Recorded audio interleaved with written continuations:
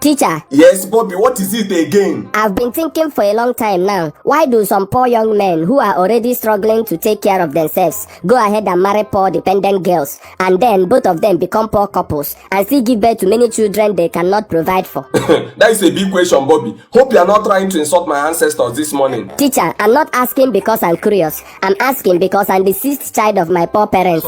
6 of us hawk bottled water in the market after school. Even on weekends, we are still hawking while other children are sleeping or watching cartoons. Why didn't my parents stop at 1 or 2 children? What pushed them? Bobby, many poor men go into marriage because they believe marriage brings God's favor. The Bible said in Proverbs chapter 18 verse 22 that he who finds a wife finds a good thing and obtains favor from the Lord. Then I ask, after obtaining the favor they hoped for, why didn't they check whether that favor was enough to start having children? Didn't they know that if couples fail to plan and prepare before having children, they have already planned and prepared to fail the children they will bring into the world? Relying on hope is useless because hope without action is empty. Bobby, some couples believe that God commanded humans to multiply. In the Bible, Genesis chapter 1 verse 28, God said, "Be fruitful and multiply and fill the earth." That excuse is weak, teacher. After all, God didn't say, even if you are poor, scatter children everywhere. When couples give birth to the first child and see their condition is not improving, and then the second child comes and things get worse, why can't they stop there and use their common sense to reason that if God wanted them to multiply, he would first multiply their food instead of their poverty? But Bobby, look at it this way. If your parents stopped after their second child, would you even be in this class arguing with me today? Of course I wouldn't. Maybe I would be in America as the grandson of the president. In your dreams, maybe you'll be the first son of a madman on the street. Never. You can never tell. Another thing, Bobby, some poor couples end up having many children because of competition. Teacher, competition for what? Poverty Olympics? Maybe the neighbor has 4 children, so they want to have 5. If someone is already poor, what is he competing for? World's best struggling family?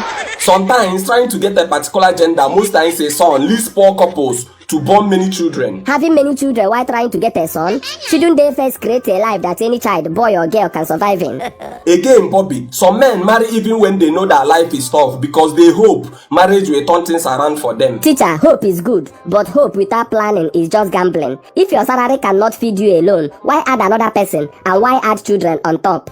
Bobby, don't forget that love is blind. Love is blind. People don't calculate when they are in love. But love is supposed to open its eyes after marriage. If love wants to stay blind, fine. But why should innocent children suffer because their parents refuse to use common sense? Bobby, some men also rush into marriage because of pressure. Family pressure, cultural pressure, village pressure, peer pressure. They fear being left behind by their peers and being called irresponsible. Teacher, pressure is not strong enough to force people into lifelong suffering. Why not resist the pressure and build a life first? Responsibility comes before reputation. Bobby, life is not always logical. People take risks. Some believe that once they marry, they will find a reason to work harder and succeed. Teacher, working harder is not the same as working wisely. My father works hard. He leaves the house early and comes back late and tired. Yet every day my family still shares one piece of meat like we are dividing inheritance.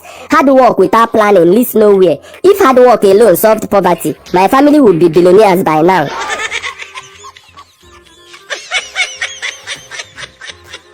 Bobby, Teacher, maybe your parents did the best they could with what they knew. I believe that, but doing your best is different from doing what is wise. If they stopped at 2 children, maybe the 2 would live well, but they had 6. Now all of us are struggling like contestants in a survival show we never applied for.